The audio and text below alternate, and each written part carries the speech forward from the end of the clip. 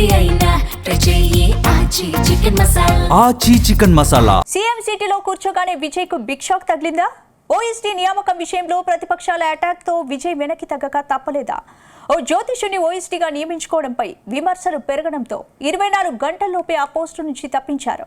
విపక్షాల ఎదురుదాడితో వెనక్కి తగ్గిన విజయ్ ఇక మీదట కీలక పదవుల భర్తీలో ఆచితూచి అడుగులు వేయాలనే సంకేతాలను ప్రతిపక్షాలు పంపించాయా?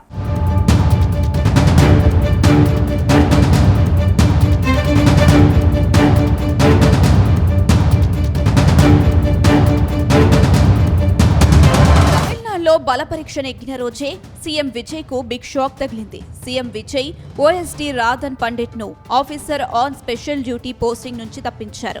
ఈ పోస్టింగ్ ఇచ్చిన తర్వాతి రోజే ఈ నిర్ణయం తీసుకోవడం సంచలనంగా మారింది. సీఎం విజయ్ కు వ్యక్తిగత జ్యోతిష్యుడిగా రాధన్ పండిట్ ఉన్నారు. ఆయనకు ఈ పోస్టింగ్ ఇవ్వడంపై ప్రతిపక్షాలు సీఎం విజయ్ ను టార్గెట్ చేశాయి. ప్రతిపక్ష నేత ఉదయానిధి స్టాలిన్ ఈ నియామకాన్ని తీవ్రంగా వ్యతిరేకించారు. మరోవైపు డీఎండీకే ప్రధాన కార్యదర్శి ప్రేమలత విజయకాంత్ అసెంబ్లీ వేదికగా సీఎం విజయ్ తీరును తప్పుపట్టారు. ఈ వరుస పరిణామాల నేపథ్యంలో టీవీకే సర్కార్ రాజన్ పండిట్ ను ఓఎస్టీ పదవి నుంచి తప్పిస్తూ ఉత్తర్వులు జారీ చేస్తుంది. అయితే సీఎంగా పదవి చేపట్టాక తొలి నియామకమే వివాదాస్పదం కావడంతో సీఎం విజయ్ ఆచితూచి అడుగులు వేయాల్సిన విషయాన్ని గుర్తు చేస్తుందని రాజకీయ వర్గాలు అభిప్రాయపడుతున్నాయి.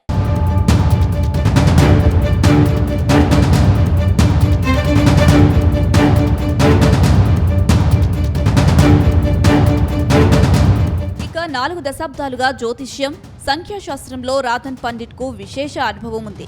అంతేకాదు దేశంలోనే అత్యంత ప్రముఖ సెలబ్రిటీ రాజకీయ జ్యోతిష్యులలో ఈయన ఒకరిగా పేరు ప్రఖ్యాతలు సంపాదించారు.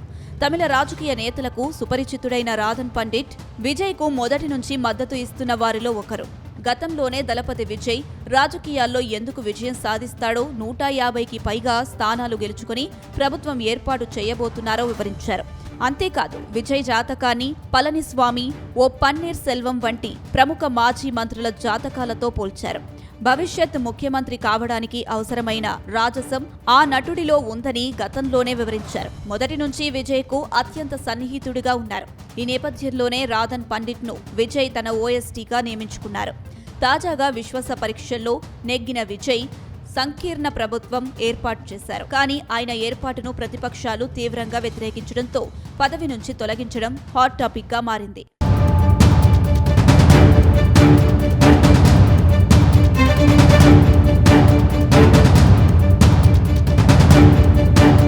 ఇప్పుడు సీఎం విజయ్ తీసుకున్న ఈ నిర్ణయాన్ని డీఎండీకే ప్రధాన కార్యదర్శి ప్రేమలత విజయకాంత్ అసెంబ్లీ వేదికగా తీవ్రంగా ఖండించారు.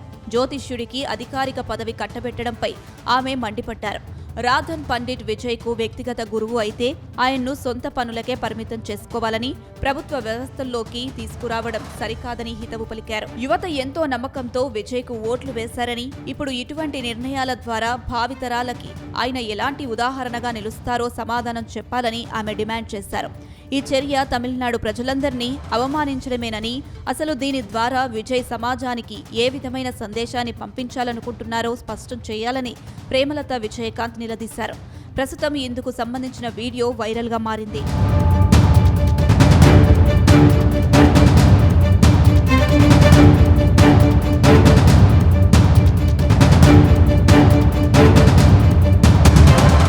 ఏమైనా అసెంబ్లీలో బలపరీక్ష నెగ్గిన ఆనందంలో ఉన్న విజయ్ సర్కార్కు ఓఎస్టీ నియామకం ఒక తలనొప్పిగా మారింది.